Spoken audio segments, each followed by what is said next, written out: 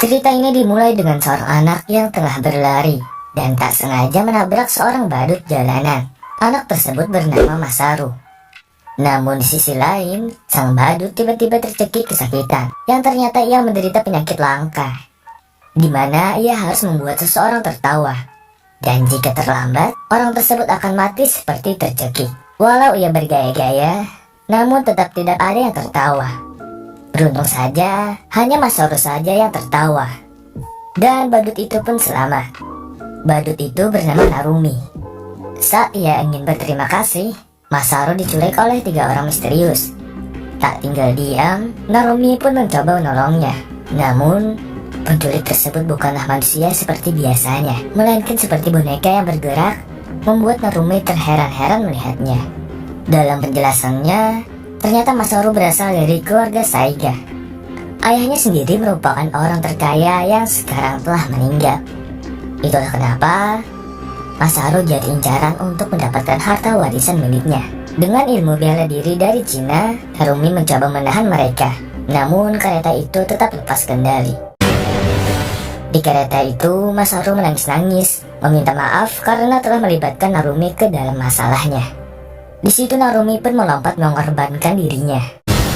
Walaupun sudah begitu, tetap saja Masaru dihadang oleh boneka tersebut. Di saat Masaru ketakutan setengah mati, muncul seseorang dengan sebutan Shirogane, wanita cantik yang merupakan anak buah kakeknya dulu. Ternyata ia pengendali boneka pemungkas yang ada pada koper besar milik Masaru.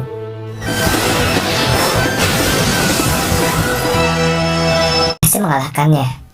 Akan tetapi saat Narumi kembali, Shirogane malah menganggap Narumi sebagai penjahat. Nah, saat ingin menghentikan mereka, Masaru lah yang terkena imbasnya. Di sana Narumi ingin membantunya, namun Shirogane tetap saja menolak karena tidak mempercayainya. Walaupun sudah berkeliling, namun rumah sakit di sana kebanyakan tutup karena hari itu adalah hari Minggu. Narumi pun pada akhirnya memaksanya untuk mengikutinya. Lalu sampailah ia ke seorang dokter kenalan dari Narumi yang membuat Masaru masih selamat. Namun lagi-lagi datang seorang musuh yang memiliki boneka tangguh. Boneka-boneka seperti itu mereka sebut dengan karakuri. Nah, di situ mereka pun beradu karakuri dengan sengit. Walaupun Shirogane memenangkannya, namun dari belakang Masaru berhasil diculik. Akan tetapi Narumi pun juga beraksi. Alhasil mereka akhirnya kabur. Namun di saat itu juga Narumi membutuhkan seseorang untuk tertawa, yang ternyata ia menderita penyakit Zonapa.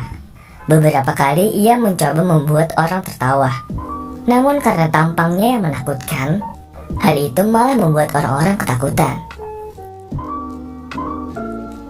Kemudian Shirogane datang dan memarahinya karena melakukan hal yang tak berguna. Namun hal itu terlihat konyol, membuat orang-orang yang melihatnya ikut tertawa.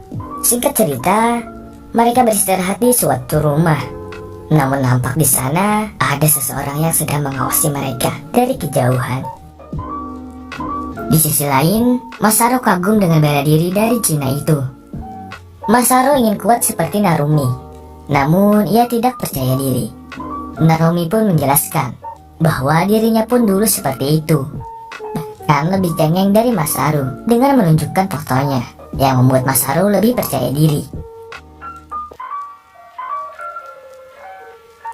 Di tengah malamnya Masaru pergi ke toilet sendirian. Nah, ternyata hal itu sudah ditunggu-tunggu oleh para penjahat. Alhasil Masaru berhasil diculik oleh mereka. Namun datang penjahat sebelumnya, sebut saja Mas Gondrong. Nah, Mas Gondrong ini mengatakan ia akan membantunya. Mengapa? Karena pihak yang tadi itu merupakan saingannya. Walaupun Shirogane tidak percaya begitu saja, namun ia juga tidak memiliki pilihan lain selain mengikutinya. Ternyata nih teman-teman, Masaru diculik oleh sang paman. Di balik senyumannya itu, ia berniat mengambil warisan ayah Masaru. Di sisi lain, Narumi pergi ke tempat yang dikatakan Mas Gondrong, dan mereka pun bertarung mati-matian di sana. Hingga mereka bertemu dengan lawan yang cukup tangguh, dengan karakuri berupa kemampuan bom. Bahkan ia meremehkan karakuri milik Shirogane. Namun kesambungan wanita itu lenyap saat Shirogane dengan mudah menghabisinya. Di lain cerita, Masaru berusaha kabur dari sana. Namun sang paman mengejarnya dengan tatapan mengerikan dan memaksanya untuk menjadi anak angkatnya. Masaru setiap kali menolaknya, membuat sang paman terus menyiksanya dan memperlihatkan dua temannya mati, yang padahal mereka masih hidup. Hal itu menjadi kesempatan Masaru untuk kabur dari sana. Melihat perjuangan teman-temannya, ia menjadi teringat dengan perkataan Narumi yang tak boleh menyerah dan berusaha lebih kuat.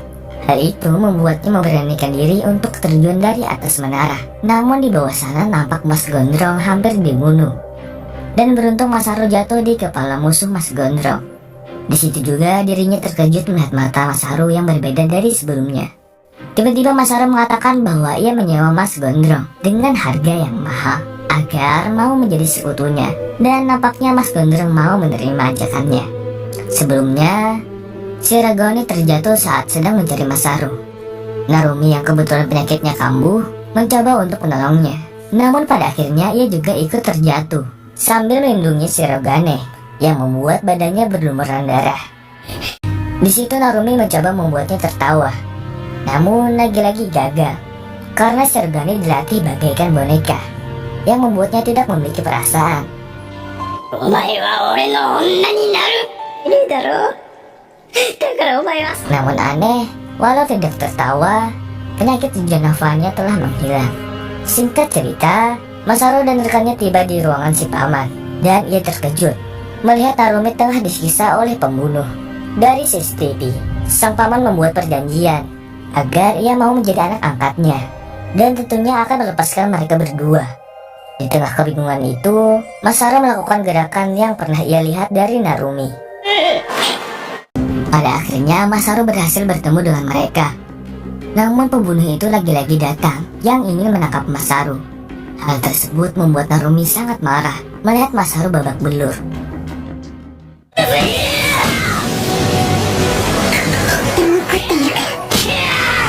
Hingga mereka berdua dikalahkan dan menyuruh Masaru untuk lari. Namun ia bertekad agar tidak akan pernah lagi meninggalkan teman-temannya dan mengambil boneka milik Shirogane. Asal kalian tahu bahwa menggantikan boneka tersebut sangatlah susah. Bahkan Shirogane saja mempelajarinya seumur hidupnya. Sedangkan Masaru hanya mengingat satu gerakan dari Shirogane.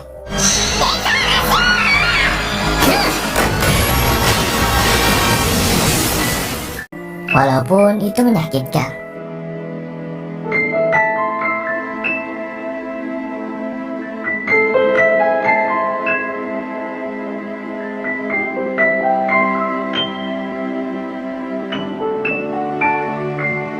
Sampai Masaru mengira mereka selamat. Namun padahal itu hanya tangannya saja yang tersisa.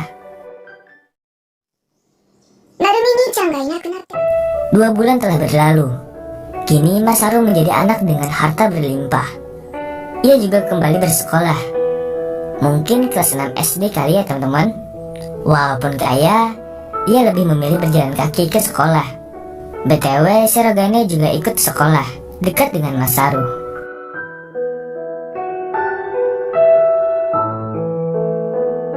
Seperti sekolah pada umumnya, pastinya terdapat bocah nakal yang membuli Masaru.